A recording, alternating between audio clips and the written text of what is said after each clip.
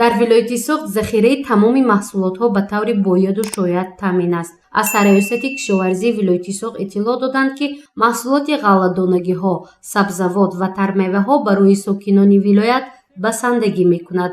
мувофиқи маълумоти омории ин ниҳод, дар умум ғалладонагиҳо 26480 тоннаро ташкил медиҳад. аз ин шумора 22420 тоннаро гандум ва 4060 тоннаи дигар шолӣ захира мебошад. картошка 50530 тонна, пиёз 18010 тонна, сабзӣ 14150 тонна захира аст. дар мавриди тармеваҳо бошад 353 тонна себ, 126 тонна нок, 1275 тонна ангур ва маҳсулотҳои дигари зарурии рӯзгор ба ҳаҷми 192 тонна мавҷуд аст, ки ин дар анборҳои махсуси сароясати кишоварзии вилояти Суғд нигаҳдорӣ шудааст.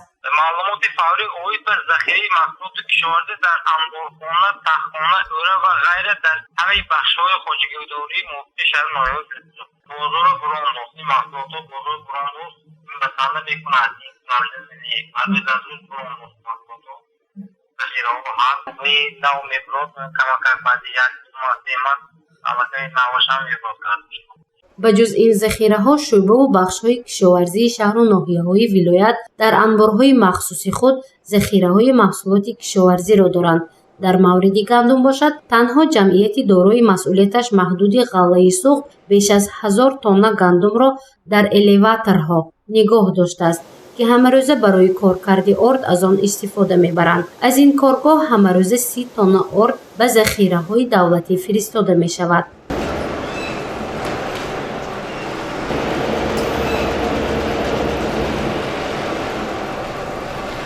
дар ҷамъияти дорои масъулияташ маҳдуди ғаллаи Суғд давоми як рӯз аз 120 то 130 тонна орди навъи якум ва дуюм истеҳсол карда мешавад, ки он ба ҷуз аз захираҳои давлатӣ ҳамчунин ба шаҳру ноҳияҳои вилояти Суғд ва кишвар интиқол карда мешавад. барои истеҳсоли 130 тонна орд бошад 150 тонна гандум сарф хоҳад шуд. бино ба иттилои Абдуманон Қаҳҳоров, сармуҳосиби идораи ғаллаи Суғд, дар ҳоли ҳозир ҳам ғалла ва ҳам орд барои сокинон кифоягӣ мекунад. айни ҳол дар анбори нигаҳдории ғалладонӣ 1000 тонна мавҷуд мебошад. дар умум бошад, агар мо метавонем 8000 тонна захира карда метавонем. бо ҳозир дар роҳ 2000 тонн дар роҳ омада истодааст. ҳамарӯза коркардагӣ карда истодем. ҳамаш буронда тамоми республикаи ҷумҳурии Тоҷикистон ба ноҳияҳо, шаҳру ноҳияҳо тақсим истодааст. аз он ҷумла ме захираҳои давлатӣ вистон достем ҳар рӯз 30 тонн то 100 тонна шартнома бастагӣ буд. ба ғайр аз онҳо тамоми ҷумҳурӣ, мисол Бохтар ба 60 тонн, Кӯло ба 50 тонн, Душанбе ба 30 тонн, 8 ноҳияҳои шаҳру ноҳияҳо ба мувофиқи ва шартнома фистода истодааст.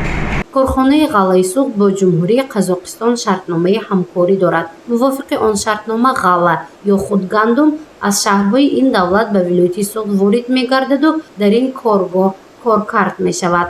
давоми як моҳ аз 4 то 6 ҳазор тонна ғалла ба ин коргоҳ ворид мешавад ва ҳамарӯза коркарди орд ба роҳ монда шудааст. ин маҳсулотҳо на танҳо барои сокинони ноҳияи Ҷаббора Сулҳ, балки ба дигар минтақаҳои ҷумҳурии Тоҷикистон содир шуда истодааст. яъне гуфтан ҷоиз аст, ки имрӯз мардум аз орд ва равған танқисӣ намекашанд, зеро корхонаҳои ҳудуди вилоят ба пуррагӣ фаъолият карда истодаанд.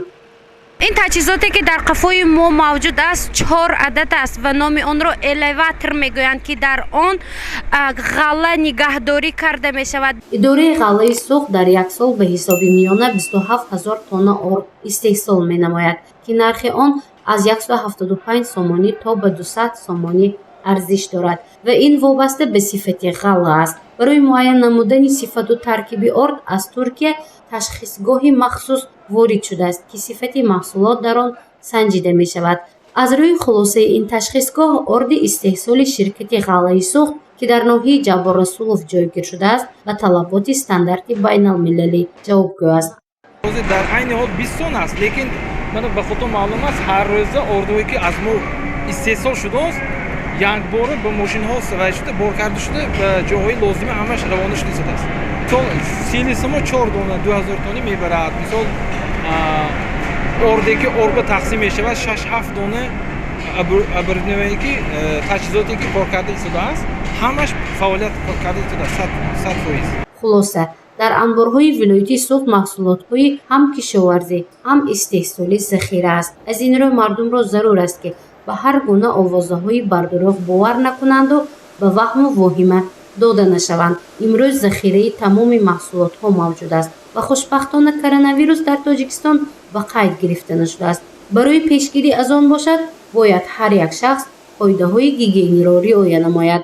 гузориши мафнун Шукурова, Насим Раҳимов ва Нуриддин Ҳакимов барои барномаи иттилоотии Хабар.